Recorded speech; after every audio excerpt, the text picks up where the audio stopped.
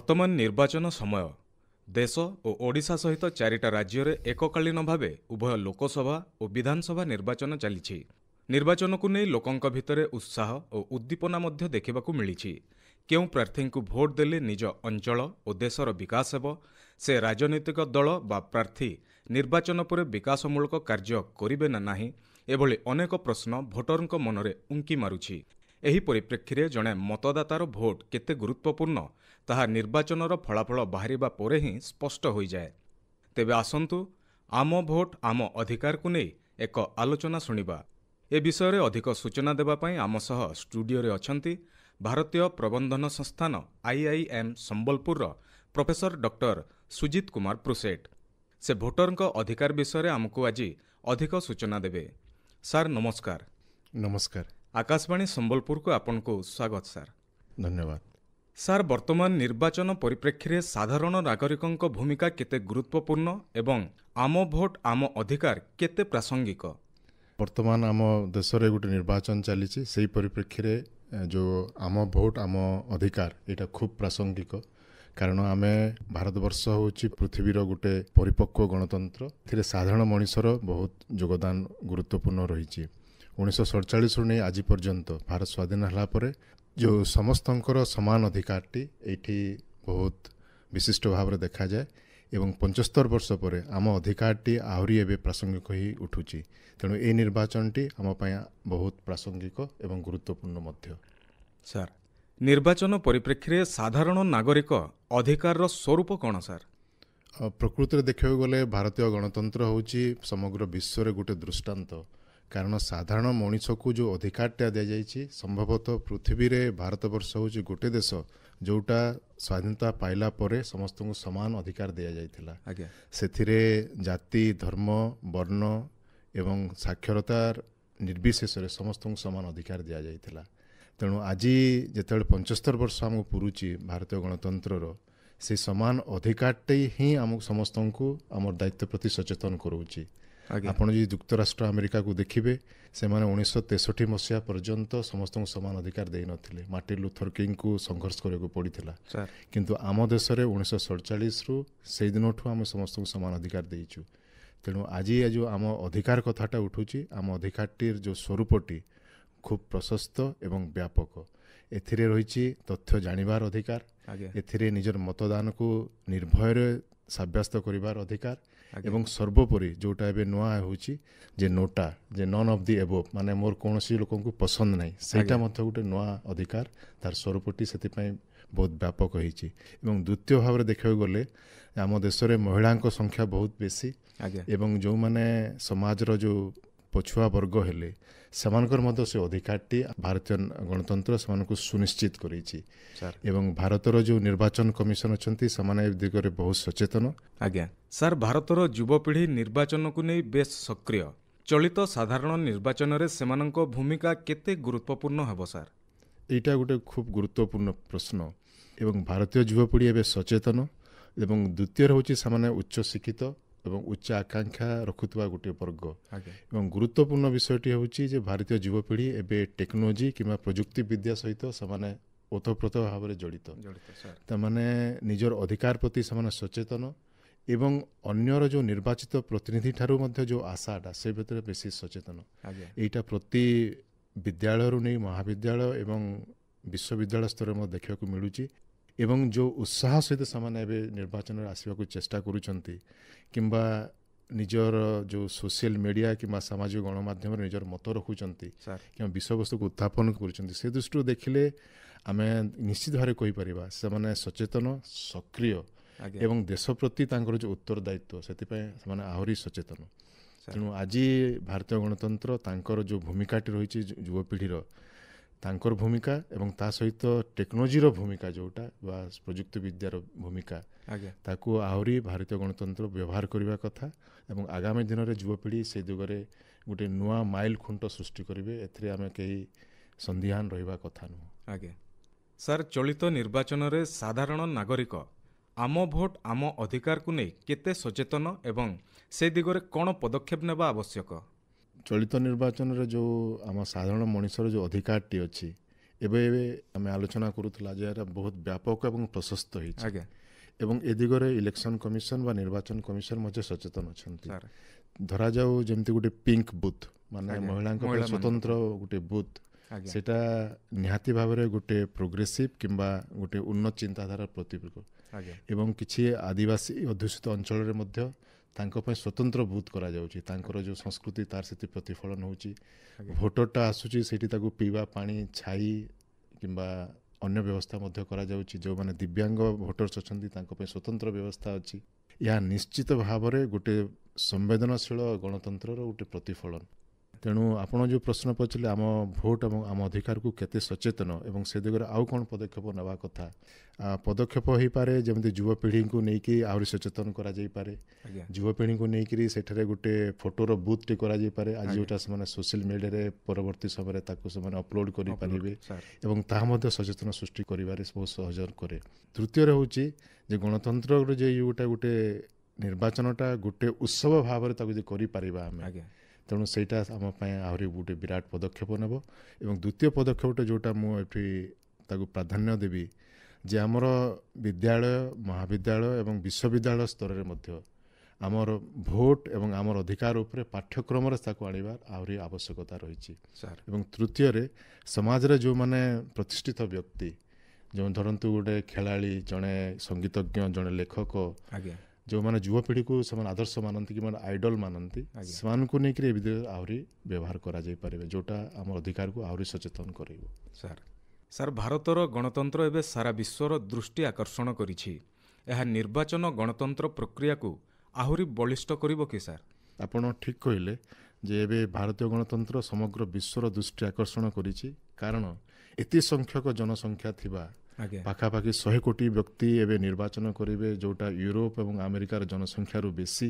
ତାକୁ ସଫଳ ରୂପରେ ପରିଚାଳନା କରିବା, ଶାନ୍ତି ଶୃଙ୍ଖଳା ସହିତ କରିବା, ବିନା ହିଂସାରେ କରିବା ଏବଂ ସମାଜର ସବୁ ବର୍ଗଙ୍କୁ ଉଚିତ ପ୍ରତିନିଧିତ୍ୱ ଦେଇକରି କରିବା, ସେଇଟା ହେଲା ଭାରତୀୟ ଗଣତନ୍ତ୍ରର ଗୋଟେ ବିରାଟ ମାଇଲଷ୍ଟୋନ୍ କିମ୍ବା ଉଲ୍ଲେଖନୀୟ ଅବଦାନ। ଆଜ୍ଞା ଏବଂ ଏହି ନିର୍ବାଚନ ଗଣତନ୍ତ୍ର ପ୍ରକ୍ରିୟାକୁ ନିର୍ଦ୍ଦିଷ୍ଟ ଭାବରେ ଆହୁରି ବଳିଷ୍ଠ କରିବ, କାରଣ ଆମେ 75 ବର୍ଷର ଗୋଟେ ଅଭିଜ୍ଞତା ନେଇକି ଚାଲୁଛୁ ଗଣତନ୍ତ୍ରର ଏବଂ ଗଣତନ୍ତ୍ରର ଯେଉଁ ସୁଫଳଟା ଏବେ ସମାଜର ତଳ ସ୍ତରକୁ ପହଞ୍ଚିଛି ଏବଂ ସବୁ ବର୍ଗର ଲୋକଙ୍କୁ ସେଥିରେ ପ୍ରତିନିଧିତ୍ୱ ମିଳିଛି। ସେଥିପାଇଁ ସେଟା ବିଶ୍ୱର ଏବେ ଗୋଟେ ଆଦର୍ଶ ସ୍ଥାନୀୟ ନିର୍ବାଚନ ଏବଂ ଗଣତନ୍ତ୍ର ପ୍ରକ୍ରିୟା ସେତେବେଳେ ବଳିଷ୍ଠ ହୁଏ ଯେତେବେଳେ ସାଧାରଣ ମଣିଷର କଥାଟି ପାର୍ଲାମେଣ୍ଟରେ ହେଉ କିମ୍ବା ବିଧାନସଭାରେ ପ୍ରତିଫଳିତ ହୁଏ। ଆଜ୍ଞା ଆଜି ସେଇ ଦୃଷ୍ଟିରୁ ଦେଖିବାକୁ ଗଲେ ସେଇ ପଛୁଆ ବର୍ଗର ପ୍ରତିନିଧିତ୍ୱ ଆସୁଛନ୍ତି, ମହିଳା ବର୍ଗର ଆସୁଛନ୍ତି, ଯୁବ ପ୍ରତିନିଧିମାନେ ଆସୁଛନ୍ତି। ସେମାନେ ସମାଜର ସମସ୍ୟାକୁ ଏବଂ ଆଗାମୀ ଦିନର ଭବିଷ୍ୟତକୁ ଦେଖିକି ନୀତି ନିର୍ଦ୍ଧାରଣ କରିବେ, ଯେଉଁଟା ଗଣତନ୍ତ୍ର ପ୍ରକ୍ରିୟାକୁ ଆହୁରି ବଳିଷ୍ଠ କରିଛି।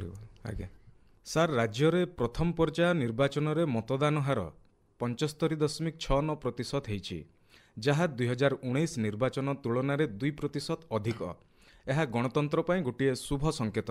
ଏ ବିଷୟରେ ଆପଣ କ'ଣ କହିବେ ସାର୍? ଏହା ନିଶ୍ଚିତ ଭାବରେ ଗଣତନ୍ତ୍ର ପାଇଁ ଗୋଟେ ଶୁଭ ସଂକେତ ଏବଂ 2% ବୃଦ୍ଧି ହେବା ଏଇଟା ଆମକୁ ଗୋଟେ ବିଷୟକୁ ଇଙ୍ଗିତ କରୁଛି ଯେ ଧୀରେ ଧୀରେ ଆମ ସମାଜରେ ଗଣତନ୍ତ୍ର ପ୍ରତି ଏବଂ ସାଧାରଣ ମଣିଷଙ୍କ ପ୍ରତି ଯେଉଁ ନିର୍ବାଚିତ ପ୍ରତିନିଧିର ଉତ୍ତରଦାୟିତ୍ୱ ଅଛି ଆଜ୍ଞା ସେଇଟା ମଧ୍ୟ ପ୍ରତିଫଳିତ ହେଉଛି ହଉଛି ସାର୍ ଏବଂ ଆମେ ସଚେତନ ହେଇଛୁ ଏବଂ ପ୍ରତିକୂଳ ପରିସ୍ଥିତି ଯେମିତି ହେଲା ଗରମ ବେଶୀ, ଆଜ୍ଞା ତା ସତ୍ତ୍ୱେ ସେମାନେ ଭୋଟର ବୁଥକୁ ଯାଇକି ଭୋଟ ଦେବା ଏବଂ ବୟସ ନିର୍ବିଶେଷରେ ଜଣେ ବ୍ୟକ୍ତି 90 ବର୍ଷ ବୟସ୍କ ବ୍ୟକ୍ତି ସେମାନେ ଯାଉଛନ୍ତି ଏବଂ ଜଣେ 20 ବର୍ଷର 21 ବର୍ଷର ପିଲା ସେ ମଧ୍ୟ ଯାଉଛନ୍ତି, ଆଜ୍ଞା ମହିଳାମାନେ ଯାଉଛନ୍ତି, ସମାଜର ପଛୁଆ ବର୍ଗର ବ୍ୟକ୍ତିମାନେ ଯାଉଛନ୍ତି। ଏଇଟା ନିହାତି ଭାବରେ ଶୁଭ ସଂକେତ ଆଜ୍ଞା ଯେ ଗଣତନ୍ତ୍ର ପ୍ରତି ଆମର ଆଶା ଏବଂ ବିଶ୍ୱାସ ଆହୁରି ବଳିଷ୍ଠ ହୋଇଛି ଏବଂ ଭାରତୀୟ ଗଣତନ୍ତ୍ରରେ ସମସ୍ତଙ୍କର ସମାନ ଅଧିକାର ଅଛି, ଯେଉଁଟା ଆମେ କହୁ ଗୋଟେ ସମାବେଶୀ ସମାଜ ନିର୍ମାଣରେ ଏବଂ ଗଣତନ୍ତ୍ର ହିଁ ଗୋଟେ ରାସ୍ତା ଏବଂ ବାରମ୍ବାର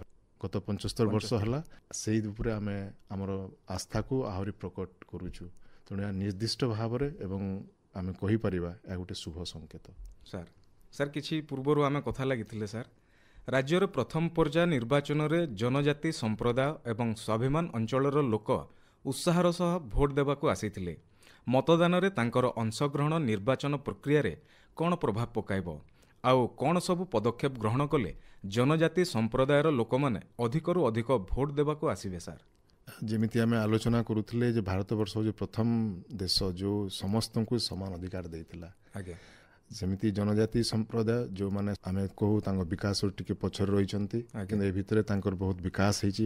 ତେଣୁ ଏ ଦିଗରେ ଯେଉଁ ଆପଣ ପ୍ରଶ୍ନ କଲେ ଯେଉଁ ସ୍ୱାଭିମାନ ଅଞ୍ଚଳରେ ଲୋକଙ୍କର ଯେଉଁ ଭୋଟର ସେମାନେ ଅଂଶଗ୍ରହଣ କରୁଛନ୍ତି, ଏଇଟା ଆଗାମୀ ଦିନରେ ଆମର ଯେଉଁ ନିର୍ବାଚିତ ପ୍ରତିନିଧିମାନଙ୍କର ଉତ୍ତରଦାୟିତ୍ୱ ରହିଛି। ସେମାନେ ଆହୁରି ସଚେତନ ହେବେ ଆଜ୍ଞା ଜନଜାତି ସମ୍ପ୍ରଦାୟଙ୍କ ପ୍ରତି ବିକାଶର ସ୍ୱରୂପଟି କ'ଣ ହେବ ଆଜ୍ଞା ତାକୁ ସେମାନେ ଆଲୋଚନା ମାଧ୍ୟମରେ ଆହୁରି ଆଗକୁ ନେବେ ଏବଂ ଆଗାମୀ ଦିନରେ ଜନଜାତି ସମ୍ପ୍ରଦାୟର ଲୋକମାନେ କେମିତି ଅଧିକରୁ ଅଧିକ ଭୋଟ ଦେବାକୁ ଆସିବେ, ଆଜ୍ଞା। ଏଇ ନିର୍ବାଚନଟି ଗୋଟେ ମାଇଲ ଖୁଣ୍ଟ ହୋଇକି ଆସିବ।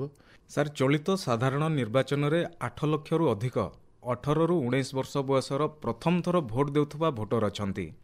ଏହି ନିର୍ବାଚନରେ ସେମାନଙ୍କ ଭୋଟ କେତେ ପ୍ରଭାବ ପକାଇବ ବୋଲି ଆପଣ ଭାବୁଛନ୍ତି ସାର୍? ଏଇଟା ହେବ ନିର୍ଣ୍ଣାୟକ, କାରଣ ଯେଉଁ ବୟସ ଅଛି ସେମାନେ ଯୁବପିଢ଼ି। ଆଜ୍ଞା ଯୁବପିଢ଼ି ଆଜି ସଚେତନ, ଯୁବପିଢ଼ି ଆଜି ଟେକ୍ନୋଲୋଜି ବା ପ୍ରଯୁକ୍ତି ବିଦ୍ୟା ଉପରେ ତାର ଅଧିକାରଟି ବେଶୀ, ସେମାନେ ବେଶୀ ପ୍ରୟୋଗ କରନ୍ତି। ଧରନ୍ତୁ ଗୋଟେ ଛୋଟ ଗାଁରେ ଯଦି ରାସ୍ତା ନାହିଁ, ସେ ତାକୁ ଗୋଟେ ଭିଡ଼ିଓ କରି ସୋସିଆଲ ମିଡ଼ିଆରେ ଛାଡ଼ି ପାରିଛି, ଆଜ୍ଞା ତାର ପ୍ରଭାବଟା ବେଶୀ। ବେଶୀ ସାର୍। ଆଜ୍ଞା ଶିକ୍ଷା ହଉ, ସ୍ୱାସ୍ଥ୍ୟ ହଉ, ନିଜର ଅଧିକାର ହଉ ଏବଂ ନାରୀ ପ୍ରତି ସଚେତନ, ନାରୀମାନଙ୍କ ପାଇଁ ସମ୍ମାନ ପାଇଁ ସଚେତନତା।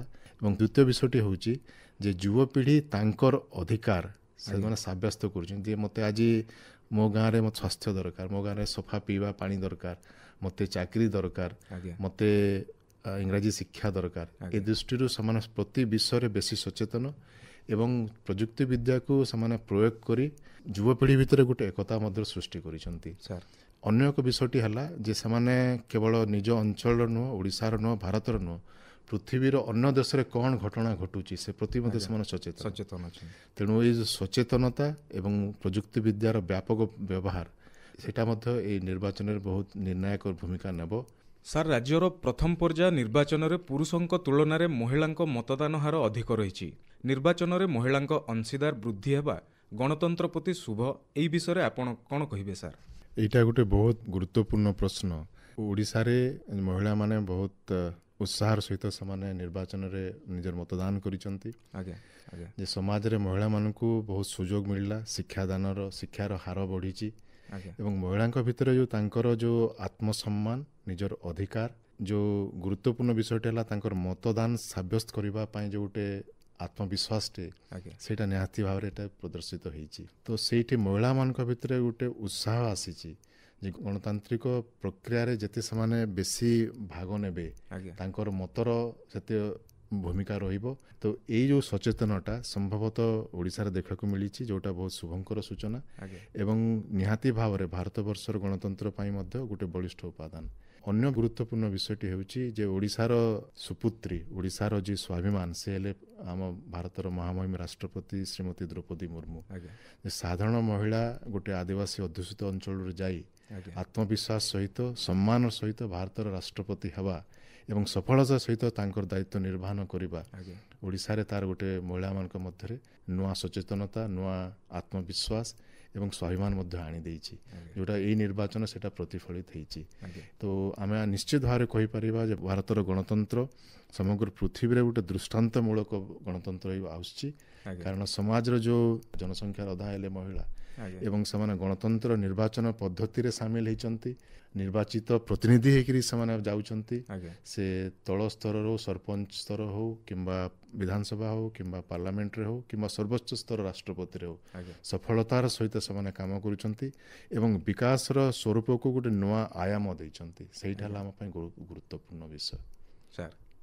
ସାର୍, ନିର୍ବାଚନ ସମୟରେ ଗଣମାଧ୍ୟମର ଭୂମିକା କେତେ ଗୁରୁତ୍ୱପୂର୍ଣ୍ଣ ହେବ ସାର୍?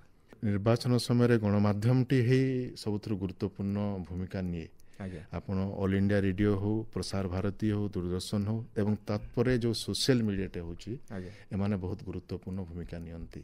ତ ସାଧାରଣ ମଣିଷର ଯେଉଁ ଆମେ ଆଲୋଚନା କରୁଥିଲେ ଭୋଟଟା, ସାଧାରଣ ମଣିଷର ଅଧିକାରଟା ଏବେ ଏତେ ବ୍ୟାପକ ହେଇଛି, ଯାହାର ପୃଷ୍ଠଭୂମିରେ ଅଛନ୍ତି ଗଣମାଧ୍ୟମ ସାର୍। ଏବଂ ଗଣମାଧ୍ୟମର ପୃଷ୍ଠଭୂମିରେ ଅଛି ଟେକ୍ନୋଲୋଜି କିମ୍ବା ଯେଉଁଟା ଆମେ କହୁଛୁ ପ୍ରଯୁକ୍ତି ବିଦ୍ୟା। ଆଜ୍ଞା ଆଜ୍ଞା ତେଣୁ ଏବେ ଯୁବପିଢ଼ି, ଗଣମାଧ୍ୟମ, ଏ ଦୁଇ ଜଣ ଏବେ ଗଣତାନ୍ତ୍ରିକ ପ୍ରକ୍ରିୟାକୁ ଆହୁରି ସାବଳୀଳ କରିଛନ୍ତି, ତାକୁ ସମୃଦ୍ଧ କରିଛନ୍ତି ଏବଂ ଗଣତାନ୍ତ୍ରିକ ପ୍ରକ୍ରିୟାକୁ ବଳିଷ୍ଠ କରିଛନ୍ତି। ଆଜ୍ଞା, ବହୁତ ବହୁତ ଧନ୍ୟବାଦ ସାର୍। ଆପଣ ବହୁମୂଲ୍ୟ ସମୟ ଦେଇ ଆକାଶବାଣୀ ସମ୍ବଲପୁର ଷ୍ଟୁଡ଼ିଓକୁ ଆସି आम भोट आम अधिकार विषय श्रोताମାନଙ୍କୁ ନିଜର ସୁଚିନ୍ତିତ ମତ ଦେଇଛନ୍ତି। ଭୋଟର ସଚେତନତା ସୃଷ୍ଟି କ୍ଷେତ୍ରରେ ଆପଣଙ୍କ ସୂଚନା ନିଶ୍ଚିତ ପ୍ରଭାବ ପକାଇବ ବୋଲି ଆମେ ଆଶା କରୁଛୁ। ଧନ୍ୟବାଦ ସାର୍। ଧନ୍ୟବାଦ।